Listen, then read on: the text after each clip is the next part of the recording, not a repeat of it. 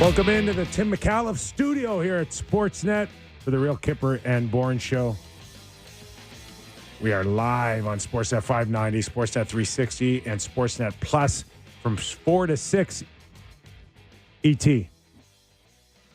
One of my favorite movies. Really? I liked it. Yeah. The finger. Yeah. Oh, yeah. That's the best review of the movie I've ever heard. The finger. There's a finger involved at some point. All right, guys. Leaf Edition. We're glad you're aboard. Nick Kypreos, Justin Bourne, Sammy McKee, Derek Brandeo, and Frank the Tank Baraska. Big shout out to his family. We can talk certainly about the Leafs in Florida, and we will, of course. Mm-hmm. Judging by what I saw out of Florida last night, the Leafs might have their hands full a little bit tonight. Feisty hockey squadron. But Cats are meowing. in our Leaf edition of the Real Kyper and Bourne show, how do you not touch on what the heck is going on in the Corey Perry Chicago Blackhawk saga? I mean, do we have to make it a Leaf story because it's the Leafs hour? Could they sign him? No, I'm kidding. The latest has the Chicago Blackhawks putting Corey Perry on waivers for purpose of contract termination. The Chicago Blackhawks released a statement earlier today saying that he is on unconditional waivers for the purpose of contract termination. They did an internal investigation, according to Chicago, and it's been determined that Corey Perry has engaged in conduct that is unacceptable and in violation of both the terms of his standard player's contract and the Blackhawks' internal policies intended to promote professional and safe work environments. Mm-hmm. Such as Corey Perry has been placed on unconditional waivers. In the event that he clears waivers, we intend to terminate his contract effective immediately.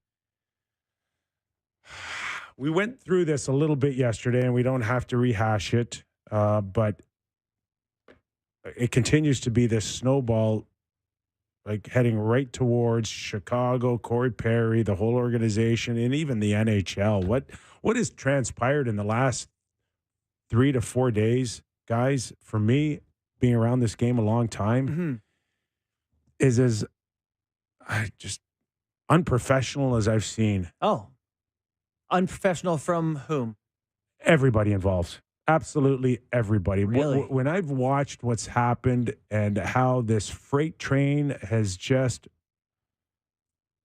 gone through social media. Oh, God. And the people that it's dragged with, that if they were a little bit more forthcoming, and I'm not saying share things that are internal or that have legal ramifications. Right. I'm just saying if they were just have gotten a little ahead of it. So many people and some innocent people and families, and I'll say it, Connor Bedard's family. Yeah. They didn't have to go what they went through in the last 48 hours, 72 hours.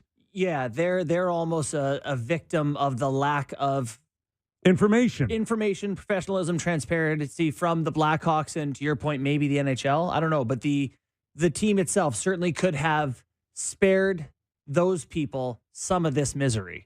Who are not involved, by the way. If you're willing today, if you're the Chicago Blackhawks and you're willing today to say internal investigation, just say it 4 days ago. What's the difference? You know, that's such a good point. It's like if you're investigating something, people just need to know you're investigating something. So you're going to give me the impression now that if you did an internal investigation, all you're doing by saying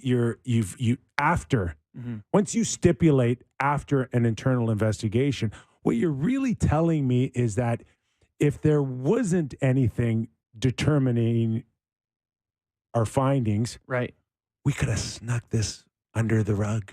Would we have mentioned that we had an internal investigation, but we found nothing and Corey Perry's welcome back on the team? Would we really believe that they would have said that? No, they found something before. So you're saying they've known for some days that there's something. What I'm saying is when there's an internal investigation, it's okay to share that there's an internal investigation. Mm-hmm. And we'll get back to you. We have no other comments. Yeah. But we will get back to you. There's an There was an internal incident. investigation. We're looking into it. Whatever the case is, and if there wasn't any findings, then own it, right?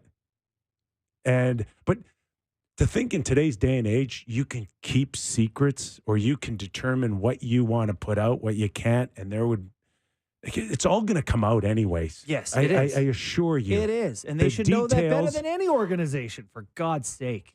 Exactly, JB. Who would know this better than the Chicago Blackhawks? Purged everyone who was involved in the last cover-up. I don't understand the lack of at least trying to be as honest as you can be. Mm-hmm. Not giving it all away, but don't make people protect whoever is involved. People drag other innocent families in this. I was just disgusted by the things that are out there on social media while people sat and watched it continue minute by minute, hour by hour, day by day, and nobody stood up and said, stop it. It's almost to the point now where it's like you'll never be able to undo some of the damage because people just believe what they want to believe. They catch a piece of it in passing. Sammy, you and I have talked about like getting messages about this from people. They think because we work at Sportsnet, we're going to have some information. Getting messages from people I haven't spoken to in 20 years. No joke, 20 years in a couple cases. I would say of all the news stories over the last little while involved with hockey, nothing has come close to the amount of messages I've received about this story. Yeah. And I think that you wouldn't have gotten close to it if, alluding to your point, just on the first day, it's an internal investigation. We're trying to figure out what happened. Instead of silence, letting everybody come to their own. Listen, right? This isn't like Sam the Butcher down the street asking me. This is real hockey people talking to real hockey people going, is this true? Yeah, no, I know. So I know we don't know. We don't know the exact details of whatever. And so don't want to speculate, but it doesn't, it's not the rumors, the worst case, most salacious rumors possible. And frankly, if it were Kip, I mean, that's not grounds to terminate a $4 million contract. Listen, there's no judging here what's acceptable, what's not acceptable. Not what we're doing. It's not what we're doing here. But this is now up to Corey Perry. Like, hey, Corey, not sure if you listen to the show or not, but you're going to have to come out and say something or not say something. But regardless, it's your move here. And I would say, though, that also, there is, I saw a tweet from, I think it was Eric Macramella, his lawyer, tweeted that, like, to terminate someone's $4 million contract, you have to clear a pretty high legal bar to show that there were grounds for termination of contract, right? You know what? Listen, I've signed enough of these to understand that, once you're in a moral clause, it's fairly wide open here for teams to come to you and say that your actions are detrimental to the club. And I think those detrimental is wide here. Okay, so that's different from where I was going with it. Okay. Where I was going with it was that there may have to be some sort of something legal or something beyond the just like he said or did some things we didn't like for it to be contract termination level stuff. Well, again, where I'm coming from in terms of Corey Perry, it's your move. It's like the Chicago Blackhawks do not want to pay you the rest of your $4 million, or I'm sure half of it was signing bonus. $2 million signing off the top, so he's already got that. No, believe it or not, it all depends on the language of the contract. Oh, is that right? Yes. Chicago can turn around and say, listen, we're going to prorate this at this event or this where we think there was wrongdoing, and we want a portion of that signing bonus back. It all depends on the language, I think, of the contract. Okay. So that necessarily isn't guaranteed either. But, hey, Corey, you're going to just fade off into the sunset? You want to file a grievance with your Players Association? What are you doing here? By not filing for a grievance, do you admit wrongdoing here? So you're going to fight it? You're not going to fight it? Well, I mean, you're right. But, if something happened and it happened and you're Corey Perry, then you just kind of got to go, yeah, that does violate this morals clause. And I guess you're right. Then you would still want him to speak up and sort of listen. It's not clarify. Speaking up and not grieving it says something to the hockey world, doesn't it? Yes, it does. And so today, Kyle Davidson, the GM of the Chicago Blackhawks, is going to speak 5:00 Eastern time. We're going to try Sammy, is there a chance that we can get that? We are endeavoring. I am sending my silence as many emails I am sending at the moment, texts. I'm actually producing right now. Woohoo! I know. Look at you. It's very rare. Happy smoking It's over there. very rare that this guy that sits here and gives out mediocre hockey takes actually produces, but I'm trying. I'm trying. All right, so we may carry some of that and have to see what the Blackhawks have to say. We'll see how directly they address some of these rumors. It does. I mean, anything less than a statement today would have been ridiculous. So they have a public statement. They'll do some talking about it. And then, it seems like he'll clear waivers, terminate the contract, and he will be eligible to sign somewhere else where he likely won't, because what team will want to deal with him after? Well, that's it in a nutshell. And again, how much, if no information, I do get messages, Kip. The Leafs fans are like, huh? Well, Sammy here. Me? Well, but before you knew. Yeah, well, anything. I mean, Sammy had visions of him maybe being terminated and coming to Toronto. I did not. I can't. I am the leader of the Corey Perry hate club. I do not want Corey Perry here. Corey Perry is. This is old hate with Corey Perry. Group, then. This is old hate with Corey Perry. Yes. Are we in a world today where yes, correct. if there wasn't any more details or any more information, if it by chance ends here, do you think teams would be interested in adding Corey Perry this year? I think it really depends on the details of this. If it doesn't come out,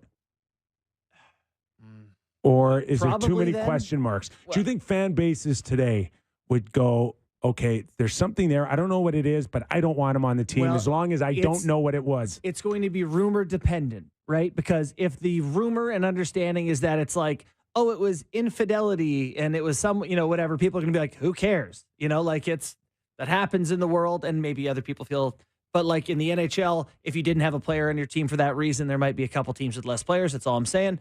If it's something legal, then I think you have a lot more people saying, I don't want that, around our team. That could be different. I think what the public narrative is about the Perry situation here is going to determine his ability to play again in the NHL. Here's what I'll say about interest. I'm sure there's some general managers in the National Hockey League trying to figure out what happened. Not just to see. Perry was on pace for like 50 points or something on top of the rest of the things as a hockey player people like. So they would like to have him, presuming he's not done something. Pretty bad, though. It's got to be pretty bad. So I don't think we'll see him. And I personally don't think you'll see him in the league this year. But what do I know? I'm speculating. Talk radio. I don't know. I have no answers. Okay, listen, we're going to maybe see what happens between now and a little after 5 p.m. where we expect General Manager Kyle Davidson to speak. We'll work on maybe going live there, and we'll just leave it at that for now.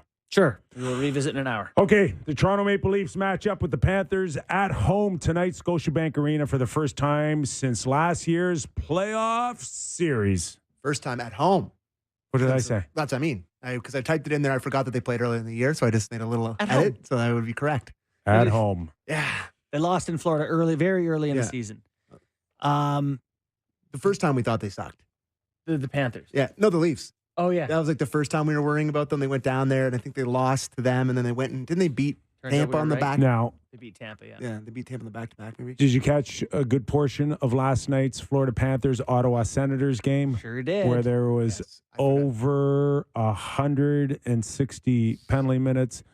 I wanted to get the clip. I forgot. Led by the Tkachuk brothers, who did their best impression last night of their cart commercial. Yeah, that's so true. The only thing missing was Mom saying, knock it off. The highlight of the night was Sammy's talking about the clip where the ref goes to the box and goes, this guy's got this, and everyone else on the ice has a 10-minute misconduct. 10 That- 10 10s he gave out. That was awesome. That was unbelievable. I've never seen 10 10s doled out all at once. Paul Maurice on the bench laughing. Did he laugh? He was counting his guys, and he's trying his best not to laugh, but he's, him and that wry smile that he's got. He's kind of smirking there laughing. What do I got? I got to tell you, those Panthers, they're a lot of team. They're a lot of team. Great expression. That is a lot of hockey team. And Listen, they Ottawa boy couldn't hang last night. They looked a lot like last year the Tampa Bay Lightning going after Oh, in St. Louis, Bortuzzo. Yeah. Even after Kachuk? When there was a Kachuk, Matthew, Brady Kachuk. Brady, Yeah. mixing my brothers up, going through the crease and giving goalie Bob a shot. Man, I love that reaction. All five of them. Nobody has to square up and throw bombs anymore. But I even like that Brady's digging. Well, he wasn't dirty. He just kicked the goalie on the way by. Yeah, it was a brutal play. But the thing... It wasn't dirt. I mean... But to your point about just looking like it, that's Kulikov that's the first man in on him. But Kulikov didn't really. He was there. That's what I mean. Yeah. But Kyper has asked the Leafs to do this kind of thing a million times where it's like, don't look. You don't have to fight the guy. But it takes a lot of guts to even get into the vicinity of a simmering Brady Kachuk. I'll give you a head shake on that because when it happened, Kip didn't like it either because it wasn't the right guy. Oh, yeah, I forgot about that part. We had to fight about that day. Listen, no, but I ended it with saying beggars can't be choosers. Yeah, that's true. Okay. That's true. Okay. That is the ultimate I'll take conclusion. it. But then I'll everybody take got it. in there and it was a real, But, it was a hootenanny. while we're on the subject, I'll tell you what I didn't like out of Ottawa is the fact that somehow, some way, Jake Sanderson felt the need to go and fight Matthew Kachuk. Yes. No, I'm sorry. You didn't like that? No. I just like seeing that he'll do it. No. I don't want to see it again. Yeah, I know, but you don't need that. You already know he's a gamer. You already know this guy's going to be something special. That guy breaks his hand. Oh, I know. And your season is over. Mm-hmm. You need to protect Jake Sanderson. The mere fact that he wanted to do it, great, says a ton of character about him, but I don't need validation on his character. I already know he's going to be awesome and he's great. I don't need him breaking his hand. Matthew Kachuk is the most selective, and that's not an insult. He is the most selective player about who he'll engage with. Jake Sanderson, he's like, sure, I'll take that guy off the ice. He's not going to fight Zach McEwen. Connor Bedard in that game that they played when, I forget who it was that pasted Bedard. He went over to Bedard and was talking trash to him, trying to get him to go. Like, you're right. He picks out the other guy on the team. He makes their superstars uncomfortable. Yeah. And he's not going to bother with Rourke Chartier. One of these punching Marner in the face or the playoffs last year. We know how that ended. So I mean, that's Brad Marchand, right? Like, that's for years what Marchand has been, is like select the guys who don't want it. And so, yeah, Sanderson wanted it. But, I mean, I'm just saying Kachuk knows what he's doing. So, Leafs are home last night. How many guys on the team do you think would have watched that game from beginning to end to prepare for tonight's contest? way less than I would expect, I think. But boys are none. probably playing Fortnite. 7. I don't know, some. I don't know. Yeah. I'm just wondering. Well, they're all at home. They're all watching hockey. I can tell you that. Two. Gio and Tavares. Not Mitch? everybody else playing over Fortnite. 33. Everybody else playing Fortnite. Yeah. Everybody else playing video games. I would think last night would be a great reminder to the Leafs what they encountered in the playoffs and the possibility that they can encounter tonight. Now, I don't know, like back-to-back games, couple of bruises. I had the same some thought. cuts. Are they going to want to do that sure. again? And listen, this isn't a judgment against Florida's character. If, in fact, they let their foot off the gas pedal on a back-to-back night and you didn't get that same piss and vinegar that we saw in Ottawa, there's a chance that could happen. But I wouldn't hold my breath if I'm the Leafs on that. No, and all we know is the Leafs did watch that game, I'm sure, right? Night before you're going to play them, I can tell you Sheldon Keefe would have been watching. And today, Ryan Reeves is in tonight. I think Simone Benoit is in. Yeah. I think everyone who's got a little beef to their frame will probably play for the Leafs tonight, anticipating Florida looking at the Leafs and saying, this is how you beat this team. Take far it as to him. Ryan Reeves is concerned, if you can't play him against that team, you can't play him against. He's in. Hey, terminate that contract if he can't play tonight. Right? Contact detrimental to the team. Yeah, So he's not useful to Has us. to play. No, he has to play tonight. absolutely has to play tonight, and I think coming pretty hot. a good decision to have him play. Let's because- listen. Yeah, sure. We'll listen to the coach talk about it. Just to build on the game that he had in Chicago, I thought he did a really good job. There's a lot of things in that game that are exactly what we need from him. I talked to him, when he was coming out, going into Pittsburgh. It was really just my decision and the 11-7 and all of that, but it was not a reflection of his game. And in fact, we want him to sort of bottle up that game that he had in Chicago and how that line operated together and bring that forth here tonight. So he didn't even mention the fact that I guess that would be like him before that playoff series saying that there's going to be violence. Can I, Probably shouldn't do that anymore. Right. One of my experiences, video coach with the Marlies, we're playing Babs and Cruz at the World Cup. So we got to run the Leafs for a couple games. Oh. And we played the Sabres one night. The Sabres had like 5 heavyweights. And so it was like the Leafs were looking to dress all of their heavyweights. And there was a discussion about, do you want to dress these guys and make it that kind of game when you can't? The Leafs are not going to win that kind of game with Florida. Or are you better off dressing a bunch of speedy guys who skate around and, let the other team chase you? Yeah, they've tried that for 6 years. Yeah. Yeah, you're not wrong. And you had a general manager to come in and say, no, we're going to spend $14 million and we're going to do it with the likes of Reeves and Yeah, Max we are going Domi to engage and- these guys. But it does feel like a little bit like we are accepting of playing on your terms. This is the game you want to play. We're going to try to play it. Yeah. Rather than just doing what, the Leafs' So- fourth line has been best with McMahon. So here's the biggest issue I've got with the Leafs so far. And you touched on it a little bit with what you saw, Sammy, last night in Ottawa with Kulikov. Mm-hmm. When you have a handful of guys doing it, it can get a little contagious a little bit, and it can force you to go do stuff that you don't necessarily want to do because you know that within an arm's length, there's going to be another guy in the same jersey you're wearing, and he's going to bail you out, or he's not going to let anybody beat you up, and he's not going to let anybody, wail on you. You can see that with Florida, that they truly feel like they've got each other's backs. I will say the Panthers for the last few years, I've been a little critical because their D has been questionable. I haven't loved their D core, but the way they've kind of remade it, this Gustav Forsling has become a top pair NHL defenseman. Nico Mikkola is a second pair guy with Big Montour. guy. Big. So you got Forsling and Ekblad, Mikkola and Montour, and Ekman Larsson's playing with Kulikov in your third pair. Unbelievable. If you had Ekman And Larsson, looks Kulikov, good. I know. If you had that pair in the Leafs, are they your top pair? So No. Well, Ekman Larsson, Kulikov? They're the second pair anyway. I watched, and there's a play last night in that game where Mikkola, who you've kind of always liked Mikkola. You've mentioned him before. Yeah. He's always been a guy that you liked. And Brady Tkachuk's trying to go to the front of the net, and he successfully boxes him out to the point where he knocks him down twice, keeps him away from the front of the net, and Brady gets mad, takes a swing at him or whatever. He just stone face skates away. There's not one man on the Toronto Maple Leafs that's boxing out Brady Tkachuk from the front of the net, or any guy like that. Right. Like who's the guy that's doing that? as far as the Good question. the feeling like the Leafs have gotten grittier or tougher from last year, it's not there because it hasn't been contagious. It hasn't run through the roster.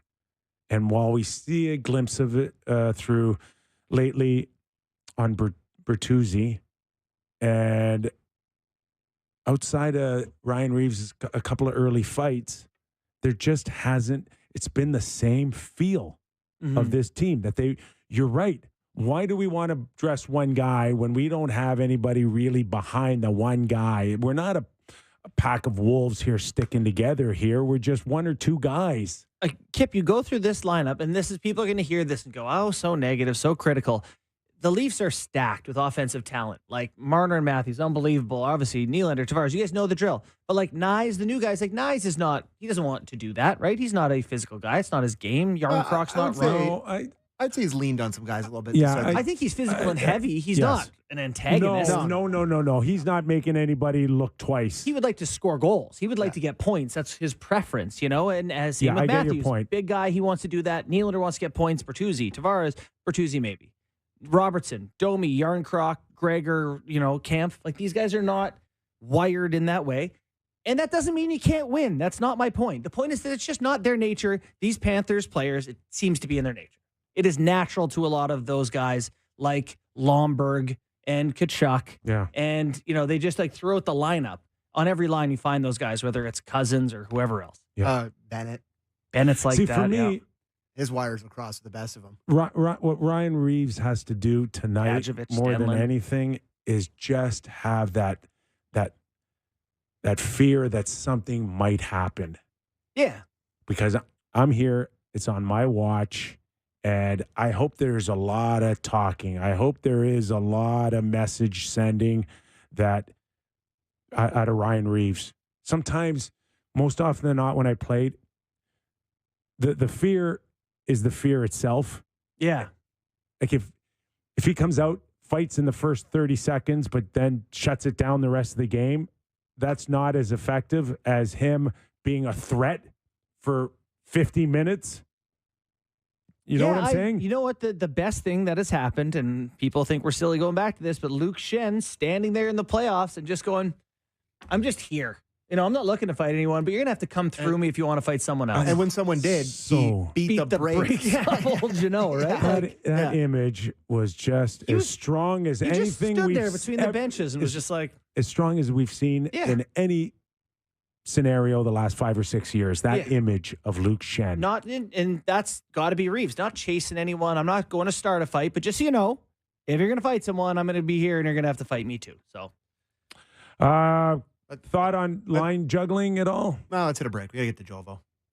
Oh, yeah, that's Ed right. Jovanovski. Ed Jovanovski, former NHL defenseman, going to join us after the break. We're going to talk Panthers.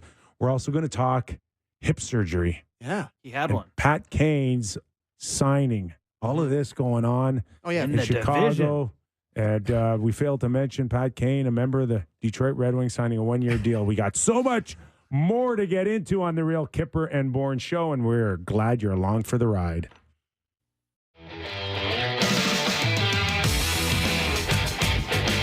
Toronto Maple Leafs set to do battle against the Florida Panthers for the first time at home since their playoff series last spring. To talk about tonight's game, let's welcome in former NHL defenseman, current Panthers TV analyst, Ed Jovanovski. Ed, how are you, pal? Hey, guys. How you doing? We're doing great. Thanks for joining us. I was just mentioning to the guys, what a turnaround for the Florida Panthers, their organization, Paul Maurice. It just seems like it's still fresh in our minds, that late season, regular season game where Paul Maurice, I think, called a timeout, if I'm not mistaken, and just berated the bench. Came unglued. Just stripped them down to the wood.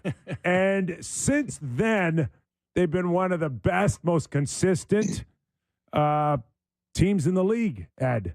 It's amazing. Yeah, and he almost finds a good spot to kind of choose his words. And before the game against Ottawa, he called his team horse, you know what, and they responded very nicely last night in Ottawa. They played a full 60-minute game. But yeah, I mean, the buy-in's there. You look at this team, they didn't have much, on the back end with these two horses out of the lineup early on. Bennett missed some significant time. They had to do it as a team collectively. They kind of held water there and, find themselves in a pretty good spot right now and seem to be firing on all cylinders right now. So how important is the element of toughness or physical play, that engagement from this team to their success? It feels like the Leafs are there in a talent level, but there seems to be this other gear of edge that the Panthers carry with them. Well, I think it's the depth, Bourne. You look at this group, the top six is solid. You look at, their third line, the way that these guys can contribute. And now their fourth line. I mean, it's, Lomberg and Gadjevich. This guy wants to fight everyone.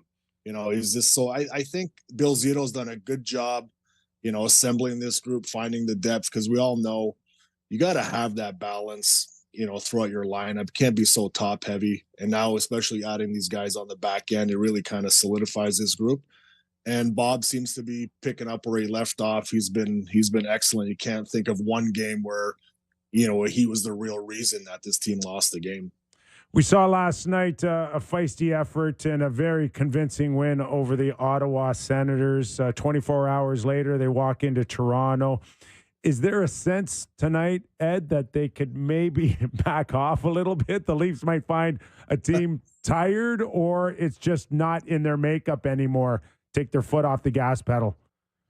Yeah, I think, every point is crucial, as you guys know. So I think they're going to be ready to go in this one. I'm sure Toronto will be as well. There's not much travel in between games. Yeah, it was a physical game last night. Guys might be a little tired on the back-to-back, but I think, you're going to find a team that's probably ready to go right from the get-go. Just the fact you don't want to chase this game because of how explosive the Leafs really are. But I talked to a couple guys late morning today and just really excited to play this game tonight. It's always fun going into Toronto and playing a lot of family friends in the building too as well. But more importantly, getting points right now for this team is crucial. Hey, what's clicked with Sam Reinhart there? Here in Toronto, we're all, Willie Nylander. Willie Nylander's got 12 and 15 for 27 points. This guy Reinhardt, contract year. Yeah, he's got 15 goals and 12. Reinhardt's it's a contract leading the league in goals. Where did this come from? Well, we always had him. He's got a sneaky scorer. He'll get hot, and historically, his time here in Florida, he's always been that slower start, and then at the end of the year, he'll have 25, 30 goals. So I think this year it's nice for him to really kind of get going right from the start, finding the net. I'm sure you guys heard around the league, just a very smart hockey player. Seems to be in the right spot. He's got a great stick knocking pucks around. His kind of goal area is around that blue paint area in that zone. But not the quickest guy, but like I said earlier in an interview, he seems to get there, and he's not the biggest, most physical guy, but he seems to be in the right spot to rub you out. So just a complete player and finding success scoring goals right now. It's good to see. Really good kid. Ed, we just saw it today. Pat Kane coming off of his hip surgery, and signing a one-year deal with the Detroit Red Wings, something that obviously ended your career. Nicholas Backstrom tried real hard to return to the ice after his hip surgery, and it appears that in all likelihood he won't be back, certainly this season, but possibly end his career. What have you learned through your experience, and where do you rate the success of Pat Kane's chances to come back off of something like this? Well, let's clear something up first. A buyout ended my career, but I still wanted to play. Okay. I was 38 at the time when I still came back, was lucky enough to play 40 games or so, whatever it was, but it's a pretty extensive surgery. But it seemed to be like, you're getting a handful of guys that are doing it now. I think it's the strongest way, to get that hip ready to come back and play. My other side, I have a total hip, just the regular conventional hip replacement that there's no chance that you would think about playing. But the hip resurfacing allows you to do that. I think you got to get over that mental edge of listen, I got a metal ball and socket now, and that's the way it is. But Pat Kane is an elite player. He doesn't put himself in a position to get hit too often. And he's going to play with a lot of firepower in Detroit, and I think he's going to have success. And I think you got to be excited to do that, because the work that goes along with getting your body rehabbed and your glute firing to where it's alleviating that pressure off that hip capsule area is really important. And I'm sure he's done the work. We've seen the videos. But once you get in the game, it's a different story, right? I was skating great until you get into that game, and a little tentative early on. But I think for him, just being comfortable and not going to put him in a position to, maybe they give him rest here and there in those games. But I know for him, and I know the surgery, that it's very doable for a guy like him. It is Crazy though, like you mentioned Nick Backstrom, but also Ryan Kessler, Carl Hagelin. Those guys didn't manage to come back from it. Actually, Jovo, I think you played the most games, or up there of people who've had the hip resurfacing. How much is it in your head? Like when you're trying to just play hockey again, and like Klingberg had a hip issue here, didn't get the resurfacing, but seems to be bothering him. Hit that hip thing for a hockey player. It's just such a crucial instrument, isn't it? It is, and before the surgery, just going to all lengths. I mean, I went to Germany and had the hip guru there of injections of the PRP. Yeah. Where I was there for a week, getting that done. But yeah, it's definitely a mental. I guess the recovery. You can look at it from a total hip to the hip resurfacing, where they actually slice your whole glute muscle open. So the recovery on your kind of glute muscle healing versus getting a conventional hip, they're not cutting through muscle. So I think getting over that and now getting through the strengthening part and getting on the ice, that's the easy part. I think the first little bit is the area where, sometimes, it does get long and you're like, damn, what am I doing? And, I've had a, decent career and this and that, but when you're ready to hang them up, I think you're just kind of going to push it right to the max to see what you can get out of it. But just to leave you with one thing on that, and I asked the question, what's the risk? And the risk is basically you break your femoral neck. So it's the bone that's attached, goes down into the femur that attaches into the femoral head, and you snap that bone, and now you go into a total hip. God. So I guess weighing all that, you're just like, okay, it's worth the risk, and you're going to go out there and play. So there are risks, and you're well aware of them. But at the end of the day, it seems to be working out for guys. This has been Orthopedic Surgery Hour with Ed Jovanovski. Wow, that's right. That was unbelievable. I get so many calls on this hip surgery. Yeah. That, you know more than doctors. Do other players call you? Other players do call me, yeah. So a lot of these players that have had this surgery, I've spoke to them before they've had this surgery done. Is this more than anything just wear and tear, or was there a specific incident? Well, I think, a lot has to do with the labrum, and we know all the labrum. Once this is a tear, do you get it fixed right away, or do you play through it? And a lot of the times you get the pat on the back and say, yeah, you're good to go, and this and that. And before you know it, your labrum's macerated and you got nothing there. And then the bone on bone starts, and then you just start getting impingement that you just can't deal with. You can't tie your skates. You can't get down. You can't even get down to play with your kids. So it gets to be a long, grueling. Your days are long. You just hate life, and it's just miserable at that point. And then kind of leaves you with no option other than this procedure, or you get a total hip done. So I think when you go to where at HSS, where I had this surgery, it's called the Hip Prevention Center. So you go see Dr. Kelly, who fixes your labrum, but he told me your playing days are done. Go see my buddy in the back. He'll do your total hip. So I mean, yeah, there's areas where I think time, guys, when you get your hip done, and it prevents getting to this stage. Absolutely. John Klingberg has to pretty much make a decision here. I think he tried an injection and it didn't really settle it down.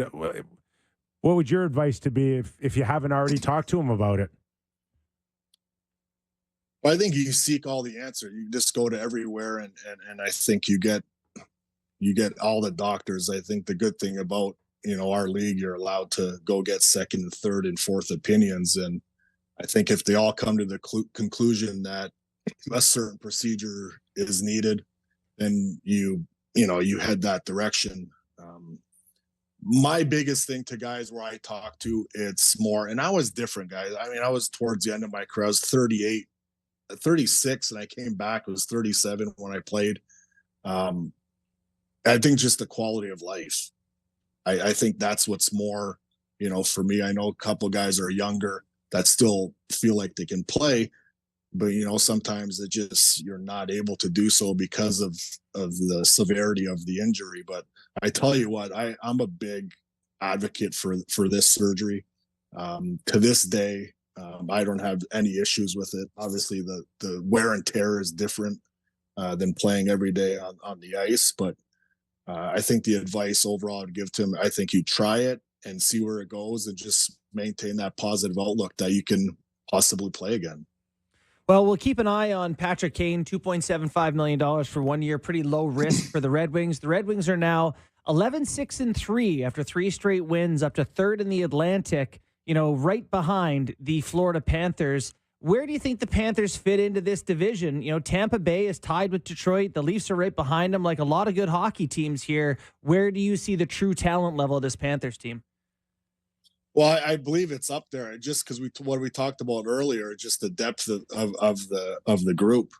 I think they're a well-balanced team and they got solid, veteran leadership.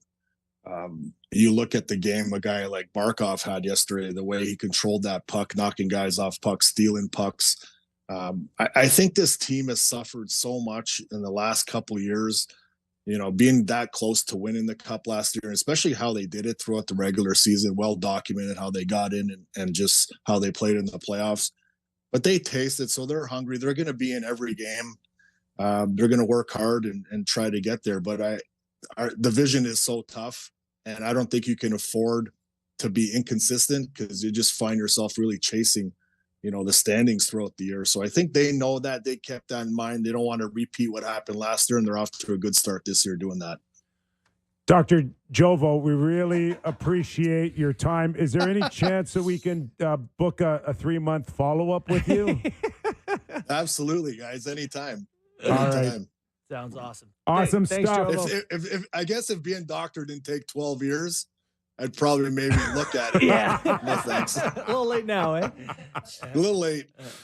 12 years. That's not bad at all. Become a doctor these days. Jovo, thanks for doing this. Ed Jovanovski. All right, guys. NHL Thanks. defenseman, almost 1,200 games in the National Hockey League, doing a terrific job covering the Panthers for Bally Sports. Yeah. I mean, it's fascinating stuff, but it does highlight to me the challenge. Oh, okay. You back now? No, you're not back. Okay. It does highlight the challenge of coming back for Patrick Kane. He said a lot of nice things about Kane and, in terms of he's a great player and he should be fine. But then he starts talking about it and, yeah, you're trying to get your glute firing again because they cut your muscle. It's a whole rigmarole to get back to normal. And I'm sure it's on your mind the first few times you're playing competitive hockey. I mean, talking about, what's at risk too. Don't tell me that hasn't gone through Pat Kane's mind.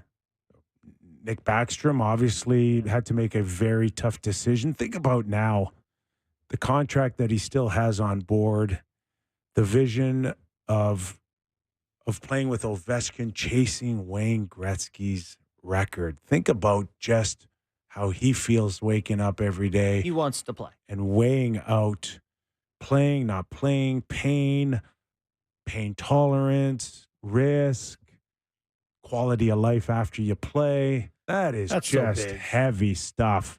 And especially since he has reached the heights, won 3 Stanley Cups. He's an all-time American legend. Pat Kane, we're talking. Yeah, that's what I mean. Yeah. He's got the stuff. He doesn't need to worry about it. He's with Backstrom. He's won the cup. I know the travel, the trying to be with Ovi or whatever, but he's got that with him. I don't know. To me, when you're as accomplished as Backstrom and Kane are, I think you kind of have to start looking out after and being able to walk around on it. I mean, I think so too. Right? That's got to be a huge priority. The Kane thing is interesting though, fellas. Detroit is not a team you would list in the top 8 teams you think has a cup chance. Kane is presumably trying to come back and win a cup, but this is maybe an organization where he sees a fit for him in terms of getting minutes and opportunity on top of a pretty good team. I think if Detroit loses their last 3 games instead of wins them, he doesn't sign there. I think it's as simple as that. I think there's a couple of options here for Pat, and that's if there's some writing on the wall that Detroit isn't going to be contending for a playoff spot. It could be Early enough to say, can you flip ship me? one more time. But They paid $2.75 for a draft pick potentially. God, I don't know. what a But great angle by Kypreos, eh? Yes. That's might as well be a million miles away. What is in front of him is, can I play and what kind of level can I get to? Mm-hmm. That is what everybody Can I make myself valuable if someone wants is me on a asking. contending team? Correct. He's going to get opportunity there. That top six can use a guy like him. The team has scored pretty well this year, but there's definitely an opening for a guy like him to help produce offense. And go ahead. No, finish your thought. I was just going to say that this is a directly affects the Leafs situation. Oh, yeah. Signed with a team that is on the rise, is right in front of them in the standings, and I mean, have to say makes them better, right? Like that's a move makes them better, a move that Treliving looks at with this division and goes, oh crap, like that's you have to respond to that. I don't know. Anyways, what were you Okay, gonna say? couple minutes left before we take a break and go national on our next hour. But I just wanted to get in back on the Leafs a little bit and close this thing out going into tonight's game on the line juggling. We touched on a bit on it yesterday. The extent is flipping Marner and Nylander between Tavares and Austin Matthews. Let's go to Sheldon Keefe for the line juggling clip 2, and then I want to follow it up. One group's really rolling, you try not to disrupt that. As we talked about a lot yesterday, felt the timing was right. But it's a question. We'll watch and we'll see. I touched on this briefly yesterday, but I just want to reiterate it. I would have Nylander, Marner, and Matthews all on separate lines. Yeah. Okay. That's what I wanted to see. Oh, I wish.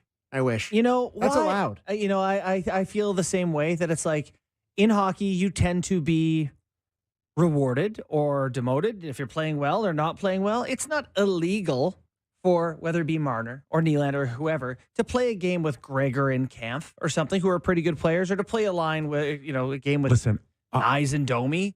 I know Gregor can't hit the side of a barn, but I would reward him every once in a while. I and know. bump Give him him up.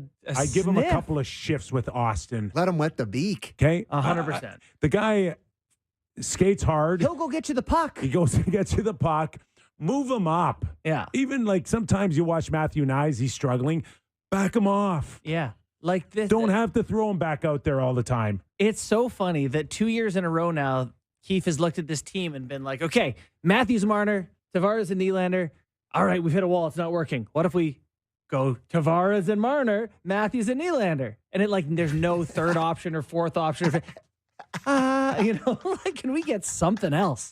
Which kind of leads me to the understanding of where their heads were at with the whole buildup of Willie being a centerman at training camp, and then I forgot. For derailing 9 minutes. and then derailing it because Fraser Minton came along. And listen, I get It's it. a tough one to look you, back at. You want to reward, but it would have helped if you would have stuck with that to make decisions today. That's my point. The Minton thing doesn't look great right now. Was it to build up his stock and a potential to move him? Was it because What did Willie play? One exhibition game at center? when you talked Maybe. about it? Maybe one. Yeah. But I'd like to see Matthews, Tavares, and Willie for first three lines. Un, deux, trois. Show me that. Yeah. Show me that tonight. Let's try something I think if there was ever potentially to be a new coach that would come here, that would be like the first thing they would do. And everybody would be like, oh, you can do That's that. possible. Like you're allowed to do that. Yeah. But I guess they don't love the Willie center thing. It was really weird in training camp looking back on that. But yeah. I Love would it love or it too. not, they literally said at the time they Failed. were going to give it some run, and then they No run. cut it real Give me a short. feel tonight. Leafs against Florida. Can they match them in forget about physicality. Can they match some intensity with the Florida Panthers tonight? Yeah, they play up in these spots. Okay. Anthony Stolars goes tonight for the Kitties. No goalie Bob. He gets the night off after pitching a shutout last night against Ottawa. Okay, we still have a ton to get into. We'll figure out what Kyle Davidson's saying about Corey Perry moving forward. Oh, yeah. We'll talk about the Calgary Flames and their big win last night against Vegas. Plus, who wants out of Columbus now? Somebody else wants to get out of Columbus. Maybe the franchise wants out. Oh, plenty more. Real Kyper and Bourne. Don't go away.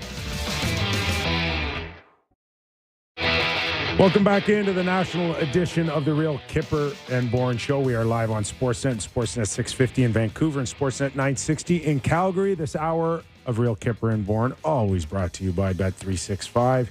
Also on the program, Steve Valiquette will join us, analyst for the New York Rangers on MSG. Rangers off and running. Class of the East so far. Hard to argue. Rangers. To the Sabres last night. But Plenty to get into. Happens. Including with Valley. We'll talk about the Pat Kane experience in New York and what he expects out of Pat Kane after surgery with the Detroit Red Wings. Jonathan Quick. I had his career dead and buried. I got to admit it. And it's making me look bad. Baby. This legends always have a late career flourish. All right.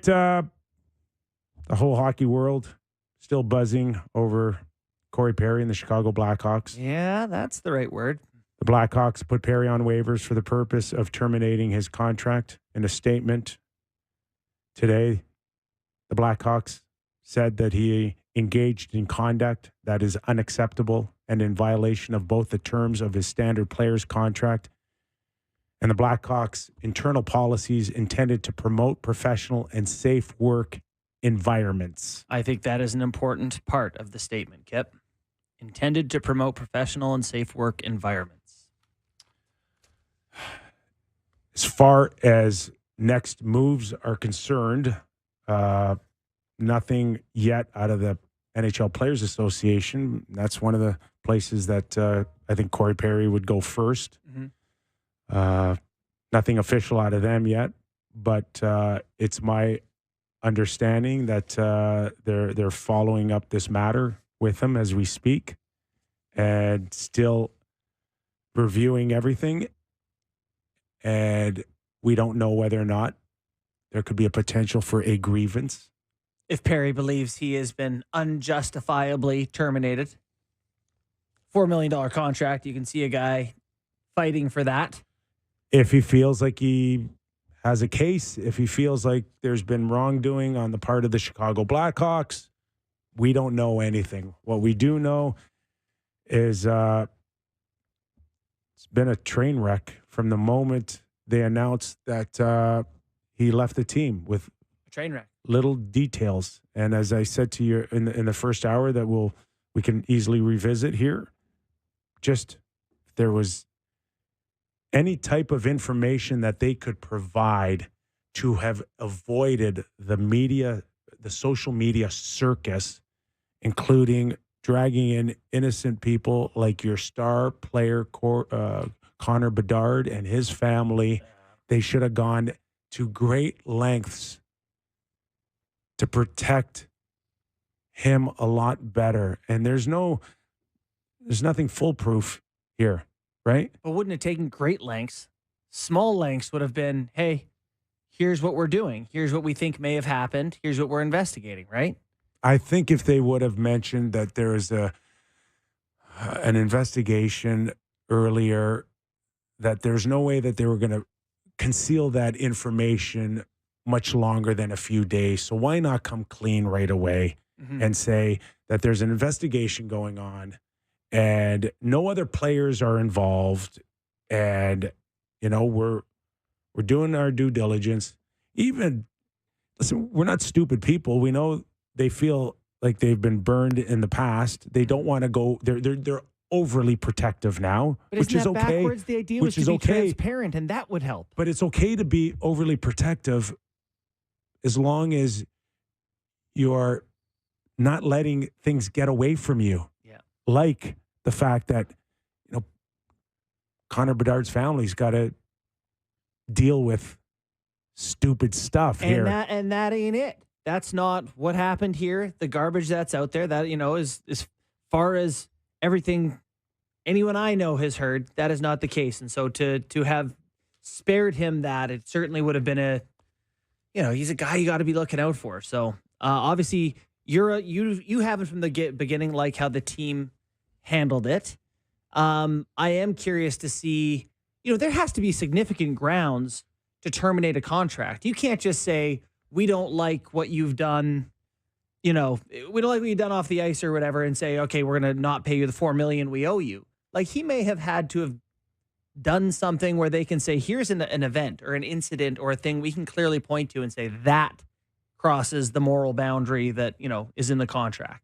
Again, we're just speculating here. Yeah, we have no idea. Legitimately don't know, And but that's you're talk right. radio. We're guessing. There is that fine line of where it got crossed and whether or not that's enough to terminate somebody. Mm-hmm. So again, without having any details on anything, my next question is, will we see a third party in this story somehow down the road?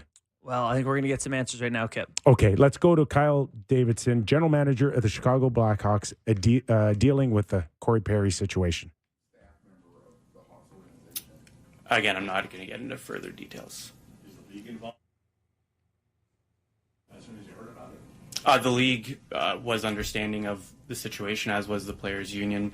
All parties are informed, but again, team incident, and so it's a team decision. How did this come to the attention of the team? Was it something that happened in a team environment, or was it outside that? Yeah, just given it's a individual personnel matter, I'm not going to get into specifics. When did you guys notify the team?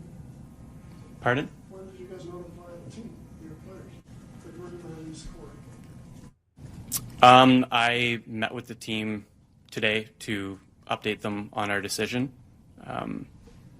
So it was today. What was their reaction? I just kind of listened. What was your reaction to having this happen and obviously after trying to pick up again? Just Pardon? your reaction to... Yeah, it's obviously been very tough. Yeah, it's been a tough couple days. I know you guys have worked hard to kind of set a new culture here. Does that make it, even more tough to kind of swallow? I think more than anything, it reinforces the resolve we have to change the culture and make sure we're doing the right things and upholding our values and making sure that we continue to build a culture of accountability. I think that's kind of my thoughts on it. This is an example of where the new reporting processes and everything you've implemented in the past few years were able to make a difference in this regard? I believe so, yes. Corey was brought in to set an example, to be a model, to teach the young guys how to be a pro. How much more disappointing does it make it when something like this happens? Yeah, obviously, it's tough. It adds another layer. Did it show you another side of his character that you weren't expecting to see, or did the job with your background intel on him? Certainly didn't. It didn't mesh with the background we received. But I just want to confirm, law enforcement was not involved. This was a workplace matter. Kind of going on Ben's question, the fact that somebody did report and feel confident enough to speak forward, does that give you confidence in the way things are being operated now in terms of matters of this such? I think I'd rather just reserve comment on that. Thanks, Joe. Is this something that you need to address, given what his stature was, even this soon in the locker room? Do you need to address the team at a later point to kind of explain what happened and going further with your decision, given that he was brought in as a supposed locker room leader, and it does speak to the team culture? I'm very confident in the locker room and their resilience. Obviously, it's a tough day, but we'll continue to communicate with our players and and we'll go forward from there. Do the players know exactly what happened, or the players do not have any details at all. Do you feel like the absence of a detailed explanation has led to a lot of speculation about what it can be? And, I mean, to put it bluntly, a lot of people don't grant the Blackhawks benefit of the doubt given the Kyle Beach situation.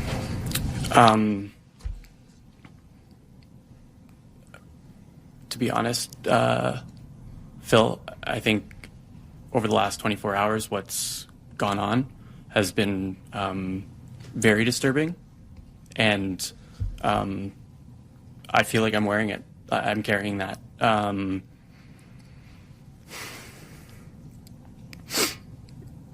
It's just tough to see. Yeah, it's tough to see. Yeah. Do you wish you would clarify sooner, given what's about? You know what? I think we went through the process as quickly as we could.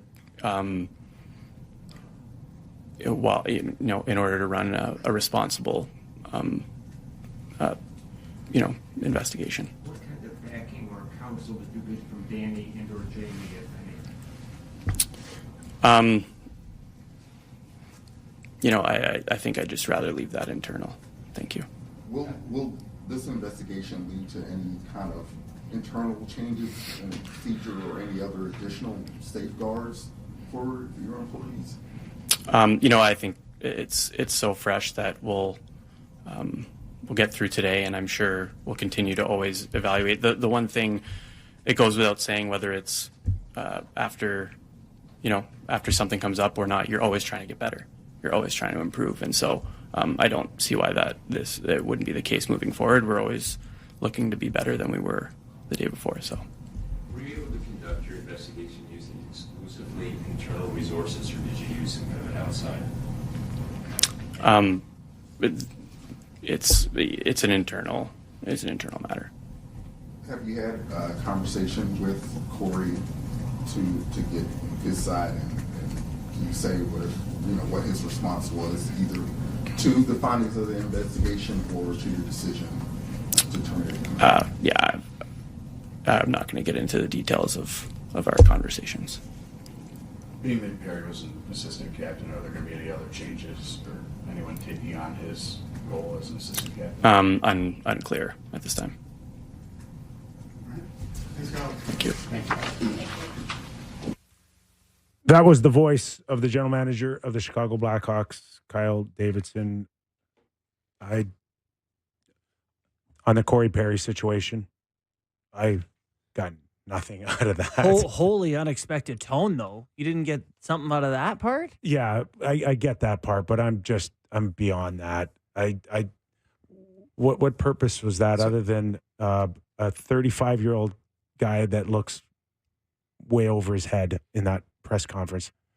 What did you get out of that? He just came to it just a little bit late, but the first thing he said when he first got up to the podium was, it does not involve any players or their family.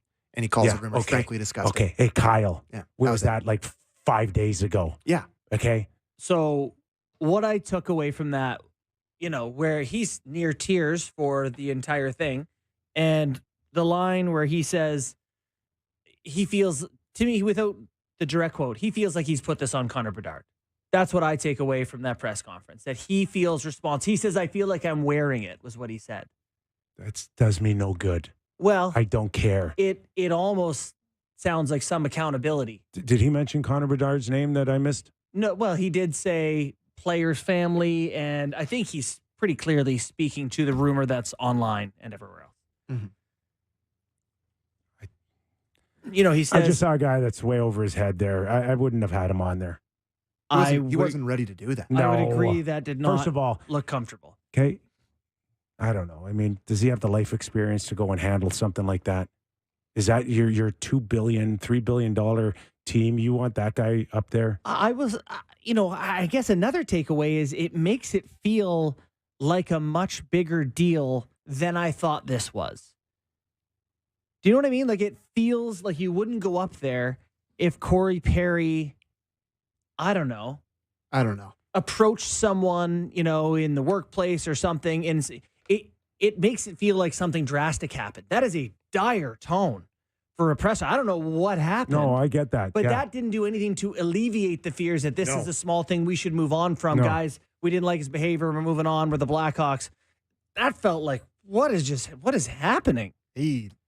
That man looked, like I said, shook, not ready to address the media. He, someone asked him. But that to me looks, everything we got out of that, the Kyle Beach fiasco. Yes.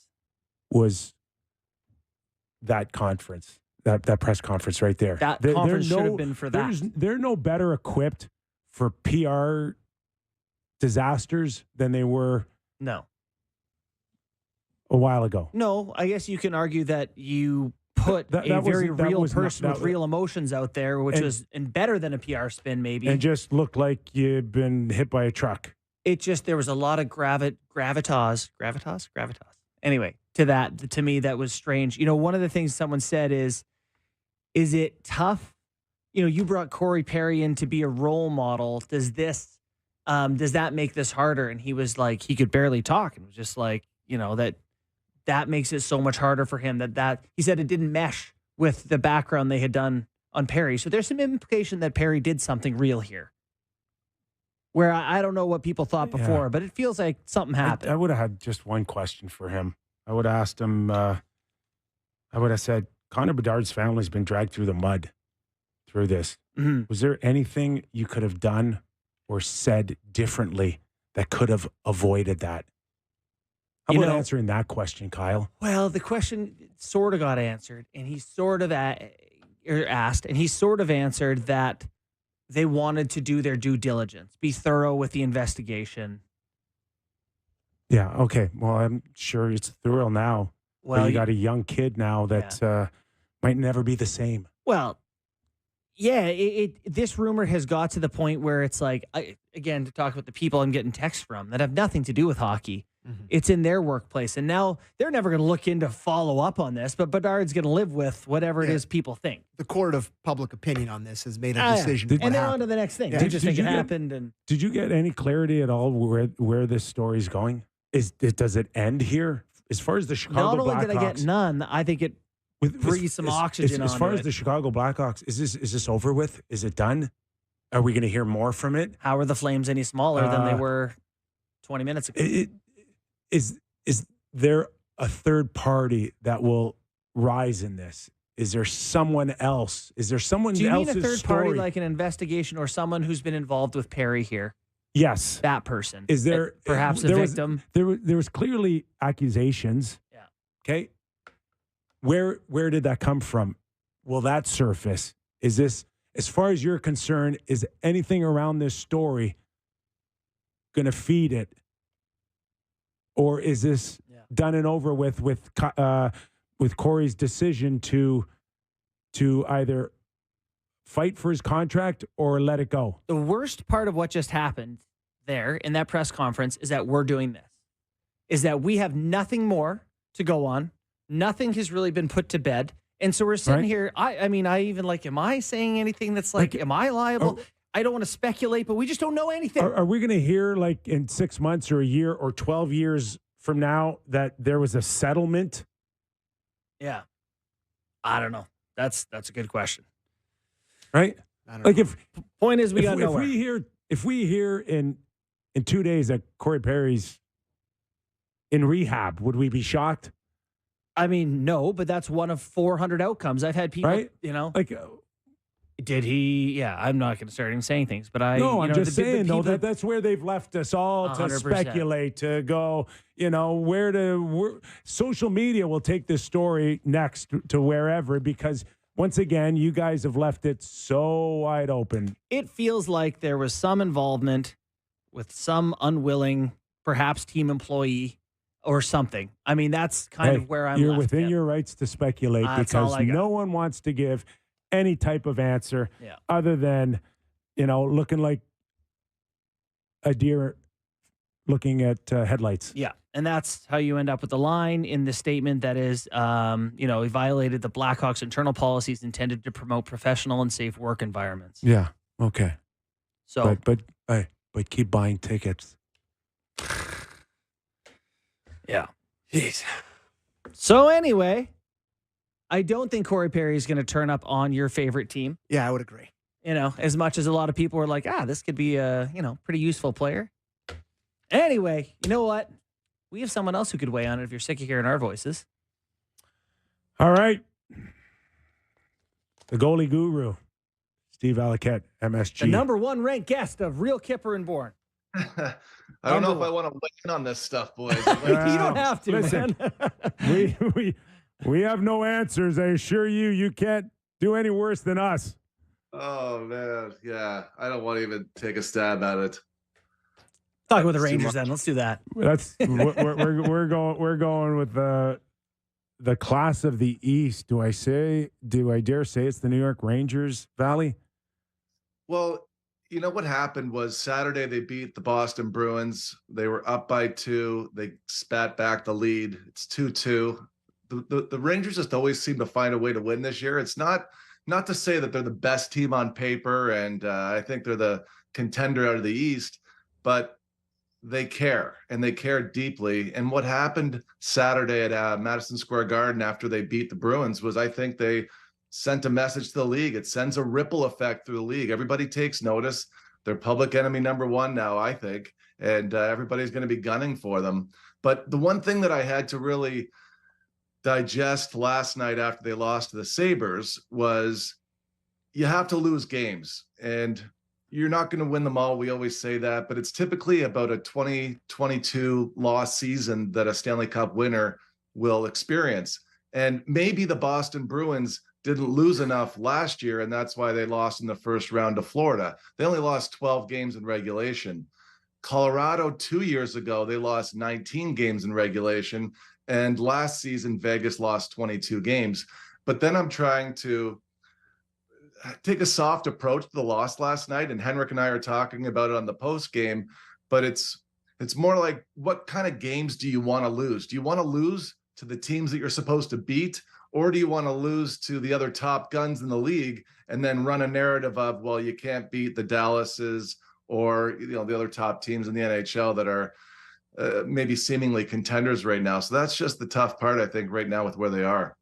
So what is it that's gone right? I don't think that many people had them as the, President's Trophy favorite heading into the season. I know early in the season we talked with you and you talked about Lafreniere, who has 8 goals in 20 games. I don't know if his play matches up with that, but something's going right here for the Rangers. What are those things? Well, I think that as far as Lafreniere's case, I know we talked about it. I think the last time I was talking to you guys about it actually was the home opener, and he scored. And what happened about 2 weeks ago was pretty neat. Playing against Columbus, he had a really nice goal the second period. He's on the ice at the 6-on-5 at the end of the game, and he scores. He ties up the game. They go into a shootout. He scores again on a backhand move. So he essentially gets 3 goals in the game. And for the last 2 weeks, he's just been humming. He's getting plenty of scoring chances. So that's the one area of expertise that I really look at, is how many high danger scoring chances is he getting? And is he able to finish on those? And it matches up. He's getting his chances. He's playing with Trocheck and Panarin, and that line's been buzzing. It's been their best line. So yeah, Lafreniere's been a bright spot. It looks like Kakko's going to be out for a while. He got injured badly last night against the Sabres. And outside of that, the young guys, it's kind of been tough this year. Heel's been out. I think it's a concussion, but it's just an upper body injury. He's going to be out long-term IR. But the defense has been terrific from everybody, even picking up after Fox has been out. They've had a great run of 8 games. Missing Fox, the team hasn't missed a beat. Trouba's been a rock back there. The goaltending's been exceptional. Really, everybody's playing well. It's one of those cases where everybody's playing well and everybody's really bought into what Peter Laviolette is selling. And if there's one thing that I'm thinking a lot about now, guys, and I know that you're there too with the Toronto Maple Leafs, it's what are the characteristics of a winning team, and how can we learn from the winners of the previous 5 years? What are those characteristics and what are we missing, and can we put those pieces together? And the only issue I have with the Rangers right now is they're still not defending enough off the rush chances against, the high danger rush chances against. They still rank in the 20s. and you can't win a Stanley Cup there. I've done a lot of, I've spent my whole day. I mean, I'm out of my mind from just the amount of computer time I had today in my office trying to look for these things, because you know what it is too. I started with this organization as an analyst, guys, 10 years ago. And that was when the Rangers were at the height of their power. They won the President's Trophy in 2015 and lost in the Eastern Conference Final to Tampa. And then the next year they lost in the first round to Pittsburgh. That was a tough one. But then they had like a full run it back reset for the next year, and they lost in the second round to Ottawa. And then before you know it, you're in 2018 and the rebuild begins. So I've seen it. I've seen them at the top. I've seen them have to tear it down. I've seen them have to covet the draft picks and draft. And I've talked about prospects for 4 years as they missed the playoffs. And now the contention window's open again. So it's been bizarre that way. It's been a 10-year cycle that I've really been there for every step of the way. And now my research has changed from prospects and forecasting and selling hope to what does it take to win? We're talking to Steve Valiquette, analyst with the New York Rangers on MSG. Valley, we saw the New York Rangers take a chance on Pat Kane last trade deadline. And today we saw him sign a 1-year deal in Detroit. Just talk to us a little bit on that experience, on whether or not you can look back and say definitively that was a good gamble or a bad gamble. You just recently spoke moments ago about the thought of getting somebody or more defensive help. That's certainly not Kane. So we can't expect another search for a Patrick Kane type of player out of the New York Rangers. No, you know what happened? I think Kyper, it was about getting Panarin people around him that were going to help him learn the playoff style. And I thought of it that way. They brought in Tarasenko. That's a close friend of his. It was nice to have somebody around him that could mentor him, somebody that's won. And then when Kane really pursued the Rangers, they looked at it as an opportunity to get Patrick Kane and not pay a lot for him. And again, it was somebody that had a lot of previous history with Panarin to help him. And Panarin, he'll tell you, he failed miserably last year in the playoffs. And there's been a few seasons there for him where he's done that. And that's why he's on a mission this year. He's a completely different player.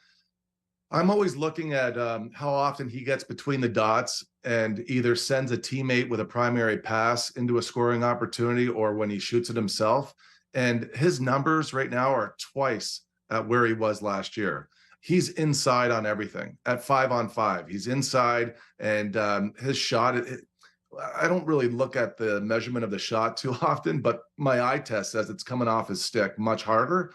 And so to me, I think last year that was a little bit of a misguided approach getting Kane, although it was the effort, I think, for Panarin, because Kane wasn't going to help you on the forecheck, and that's what the Rangers needed more of. He wasn't going to get you more rebounds. The Rangers needed more of that. This year, the team, they just look like a completely different team. The players, the game style that they're playing, and their record reflects it. I mean, 15-4-1, only 4 regulation losses this year. It's tops in the league, right? They're tied with Boston with 31 points. So who else in that division is good? I'm looking at the Metro. The Capitals are in second, and I got my questions about them. The Canes are in third, which I'm going by points percentage. This is the actual point total, but then it's Islanders, Flyers, Devils, and Penguins are scuffling. Who else is good there? Well, this is one thing I'm having a hard time with is that everybody's the same to me this year. I said the same thing. Yep. Yeah. So, and what's the separator, right? And the goaltending that teams have right now, I don't know if you guys looked at this recently, but the save percentage in the NHL is .903. Coming out of the 05 lockout, it was .901. We haven't seen it this low before. When I started working at this job 10 years ago, it was .914, .950, and we were talking about bringing the pads in. And so what I'm seeing night after night, fellas, is that whoever wins the high danger scoring battle wins the game because all the goalies are about the same. And there's a lot of goalies in the league right now that shouldn't be in the league. And it's because of a couple of factors. It's because too many 60, 70 game eaters from 5 years ago are no longer playing, and nobody's getting the 200 minor league or European games before they play in the NHL. Like Henrik Lundqvist played 236 games in Europe before he ever stepped on the ice at Madison Square Garden. That's why he was able to take the job right away. And another thing too is the 04-05 lockout, a lot of really good goalies stayed for an extra year of seasoning in the AHL, like Ryan Miller, and the list goes on and on. I mean, you forget how these guys come through, but even a guy like Tuukka Rask or Corey Crawford, Jimmy Howard, all of these guys, they were all the number ones. They were all true number ones, but they all played over 200 games in the minors or Europe before they ever stepped foot in the NHL. And right now, I can tell you just from watching high danger chances, they go in typically 1 every 3 times. Well, they're even going in more frequently than that right now. And there's not a big divide from the top to the bottom. It's like everybody's letting them up. So the Rangers, that they've played 20 games this year, only 5 times have they lost the high danger scoring chance battle. Wow. And they've got only 4 losses on the season. And it really reflects them just out chancing everybody. Shesterkin's been really no better than anybody else either. Okay. You mentioned looking completely different. Jonathan Quick. He's making me look like a complete moron because I thought that makes 2 of us. I thought it was done. Yeah, I did too. So this is one thing that's kind of bothered me is keeping goalie data. All right. So I know that I can measure who's playing well, who's playing poorly, but why is it not reflecting year over year? For the last 3 years, Quick has been at the bottom of the bottom third. And I expected that to continue because what happened in the past can only reflect what's going to happen in the future, except we're not seeing it with the goalies. We're not seeing Philip Gustafsson carry a really good season into the next, or a Markstrom from one year to the next. And I can go down the list. Juuse Saros is last in our goalie rating right now. I can't explain that. Wow. He's been in the top 3 for the last 3 years. And it bothers me to the core because you watch these guys and you're trying to understand them. But the one thing we can't understand is what's happening between their ears. Where is their motivation? And their motivation tightens their focus, whether it's a career year or coming back to answer. Now, the one thing about Quick, and Kyper, you're going to like this one because this is Benoit Allaire. And I know him as well as anybody. And Henrik and I talk about it a lot. He is the master of positioning. Now, if you take a guy that's got 3 Stanley Cups, he's won internationally, and he's in his late 30s, it takes a lot to listen because you want to keep doing it your way. We're very stubborn. And what Benoit does is he protects you against yourself. And Jonathan Quick is playing pretty much exclusively in the blue ice right now. And if you watch any of his games from LA over the last 3 years, he was out in the white ice 50-60% of the game. This was bothering me. So I went back and watched his game a few weeks ago against Edmonton. He faced 27 shots in that game, and I watched every one of them just to see where his feet were. He came out of the blue ice once. Ekholm came down the middle, and he stepped out and made a glove save in the white ice, and he had to there. It was a one-on-one play. But of the 27 shots he faced in Edmonton, he only had 1 outside in the white ice, 26 shots from the blue. So I thought that was really interesting, and that really speaks to him buying into what Benoit Allaire does and what he preaches. Go ahead there, Kippy. Okay. Cam Talbot, seriously, what is going on here between the Rangers, LA? I mean, Cam Talbot's another guy. Okay, so I told you guys, I've been in my office all day, so this call putting me out, okay? But it's fresh. So the best team in the NHL, and it's by a large margin, at defending against high danger chances at 5-on-5 off the rush against is LA. They're in another stratosphere. And it's kind of neat because when you look at the numbers and you're trying to say for every 48 minutes they play at 5-on-5, how many chances they give up, how many the Leafs give up, how many are the Rangers giving up. The difference between where the Rangers are and the Leafs, and they're in the same neighborhood, compared to number 1, LA Kings, is 28 goals over the course of 82 game season. So what does that mean? And why is that important to me? Because the last 5 Stanley Cup winners have all finished in the top 5 in that stat. And if you're in the top 16, you're always going to make the playoffs. So I'm looking for these predictive measures. And the really neat thing is, and this is what I really believe in right now, coaches that can get their teams to buy into defending, they are the winning teams. And here's what I mean by that. Go back to when Tampa Bay had their best season points-wise, and they lost to Columbus in the first round. In that stat, Tampa Bay was 27th in the league. That was their one flaw on their team. They gave up a lot off the rush, high-quality chances, breakaways, 2-on-1s, because they were running up ice. The very next year, they were second in the league, and then they won. And then they won again. Vegas, I got it right here. Vegas 2 years ago went from 20th to 4th last year. Colorado 2 years ago, they went from 12th to 2nd.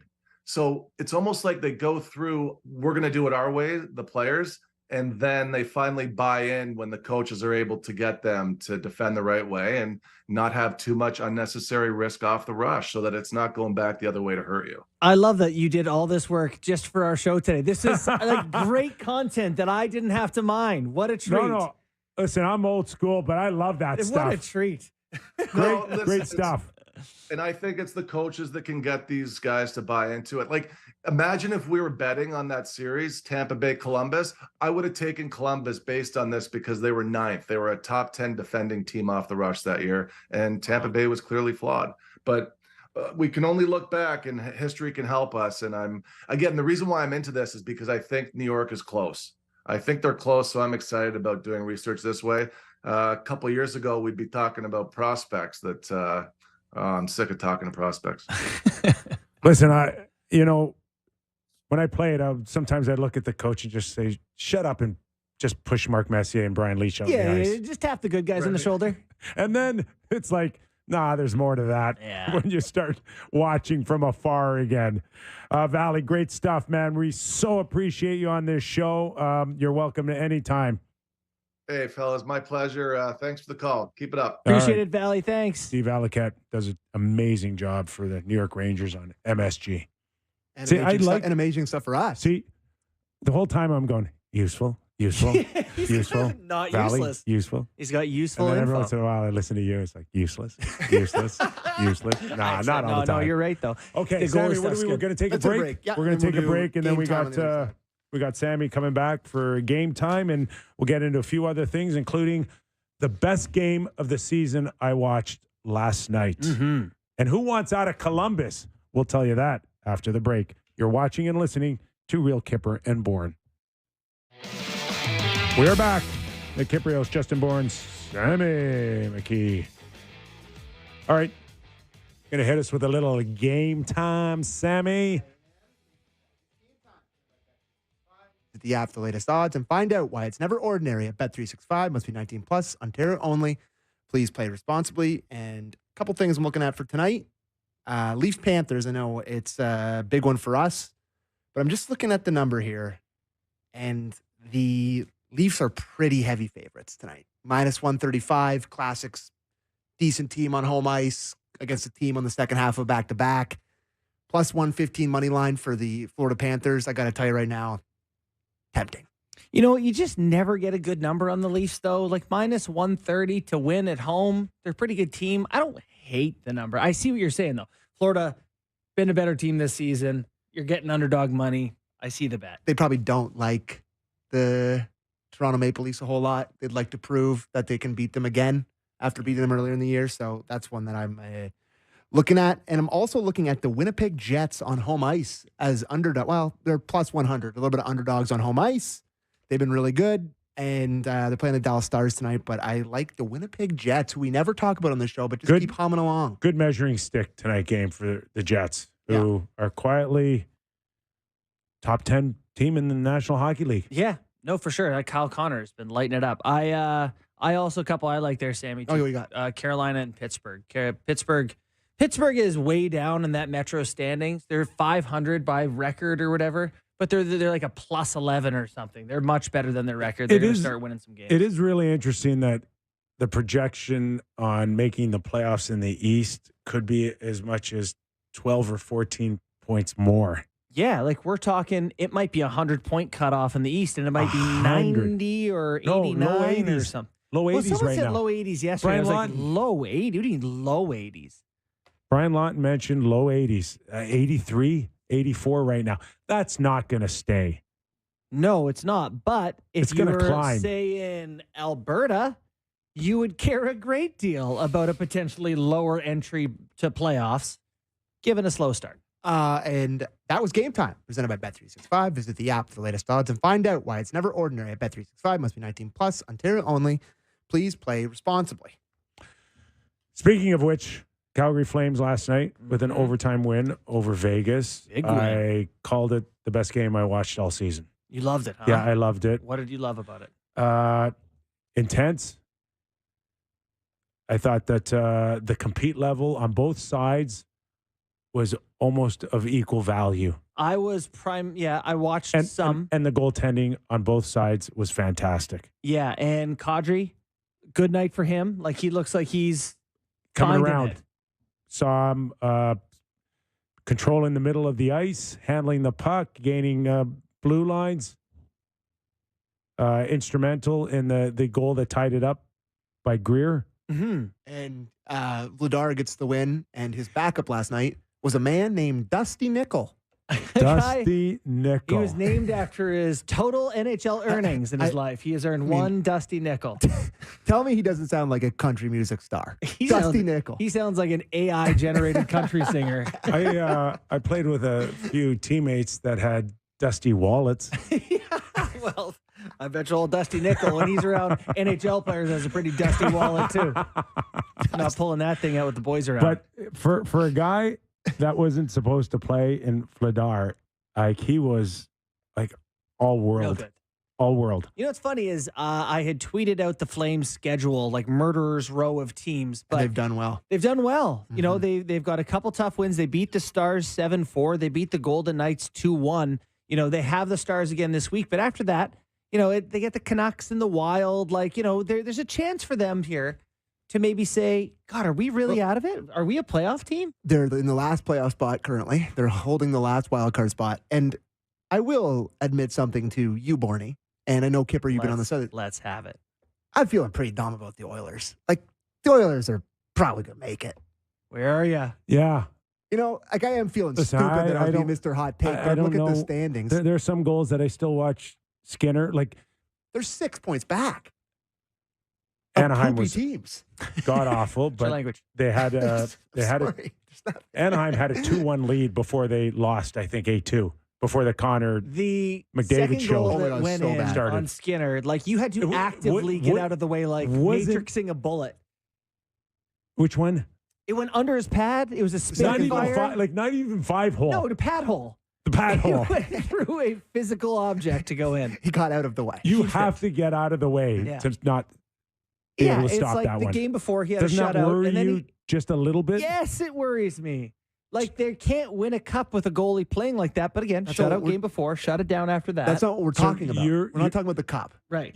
You're comfortable with them making the playoffs as is with Skinner or By- either Jack Campbell back up or By points percentage, the second wild card spot belongs to the 10-10 Nashville Predators. So who they're 5 points behind. Like, they're better than that team. They're just better than all these teams in their way. So they're going to get there. Yeah. I am comfortable saying that. I've been saying that. I know, and I really just had the realization when I looked at the standings this morning, I'm like, the Flames are Flames in are there. And They're it kinda, right there. And it kind of kills our fun conversations about them Leafs trading for Zadorov. This is the issue. because they're in it now. I think- Tanev's hurts. You know, they're contending. I think they are a good example of teams not panicking. Yeah.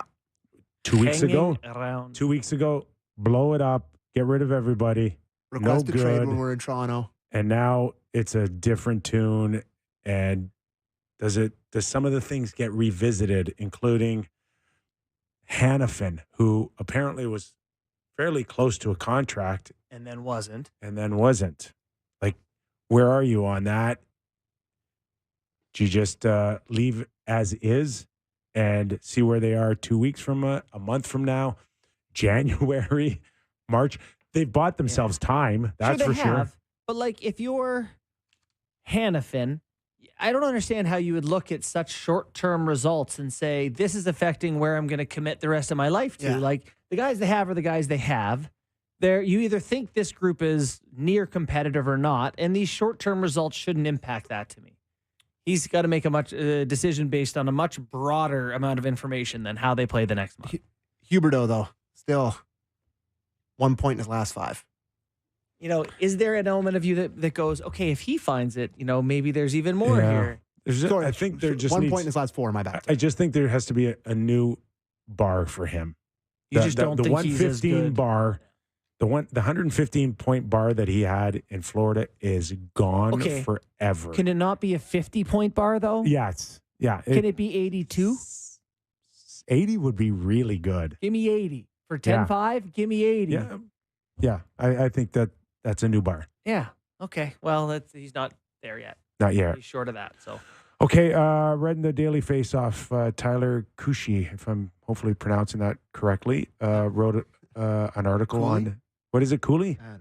I don't know either, but he not is the writing first- about Chinnikov in Columbus is unhappy with his standing on the team. Yeah, his agent was telling somebody from the Dispatch in Columbus that he doesn't feel that they trust him and he wants to leave. So he wants to leave, direct. I would like to not be a part of this. Can anybody stand up and say, I like it here? I want to stay. Chinnikov was a first rounder, was he not? Yes, he just was. a few years ago. A surprise first rounder, as some of our SN staff will tell you. And it was like, I'm sorry, who'd they draft? But, he's a right winger. He's behind Patrick Laine and Marchenko. It's not, I don't know. And they're coming off a big win. Yeah. And he still said to hell with this. Right? I don't want to do this anymore. Beating the Boston Bruins, who've lost 3 in a row. Mm-hmm. This is guys that are he's played 104 games. He's got 31 points in his career. Should you be demanding a trade? I actually like this question. It's I think he's fine to do that. Okay, but at what point? He's demand a trade and you're going to go light it up somewhere? Kind of are what you are, buddy. Maybe you're on the third line for a reason. Yeah, I think you're probably right, but I think he's within his rights to say, I want more opportunity. I'm not sold on you are what you are at age 21. 22. 22? Yep. No, too early for me. Yeah. And I don't know the player well enough to tell you that he's going to be a lot better somewhere else, but it just seems it's easier to ask for these type of demands than it was certainly 10 or 15 years ago. That's when it was just shut up and play. I totally think the NBA has done NHL players a lot of good because they're saying, guys want out all the time in the NBA and they force their trades and 32 teams. If you want to be somewhere else, I don't think it's impossible. It's unreasonable to say, I'd like to be somewhere else. Seems to be a bit of a trend with the old Jackets there, though. They have a tough time keeping guys, which, by the way, is how you end up with guys like Gaudreau and Line A. And you say, well, they have some issue, but we'll take them. Here, take Dubois. We'll take Line A. Gaudreau wants to sign here. Who cares if it's a fit? We just need players. It's kind of what happens. How's old Johnny Gaudreau doing out there? I don't know. 11 points in 23 games for Johnny Gaudreau so far this season. Sammy, do you feel better about the Boston Bruins kind of stinking? Yeah. 3 straight losses for the Bruins. Well, they weren't going to light it up every game. But they lost last year. They lost to Columbus last night. And I think they lost to the Rangers, which is always a tough game. And they lost to the Red Wings for the last 3 that they've lost. So 2 teams in there there's no shame in losing to. But you don't want to get starched by the Jackets for sure. But yeah, I would eventually thought they were going to come back down to hurt by hope. But last year they never came within striking distance. So maybe this will bring them back to the pack a bit. All right. Good show today, guys. Yeah, I want to dedicate today's show to the life of George Cohan, who passed away peacefully on the weekend, known by millions as the co-founder of McDonald's Canada, but known to a few of us, including the privilege of my wife and I knowing him as a true friend. So rest in peace, George. 10 games on tap tonight, including 4 here in Canada, the Leafs, Winnipeg Oilers, and the Vancouver Canucks do battle tonight, and we will be here tomorrow to talk all about them. Thanks for watching. Thanks for listening. Real Kyper and Bourne Show. Give us a rating and review if you got a chance. We'd love to hear from you.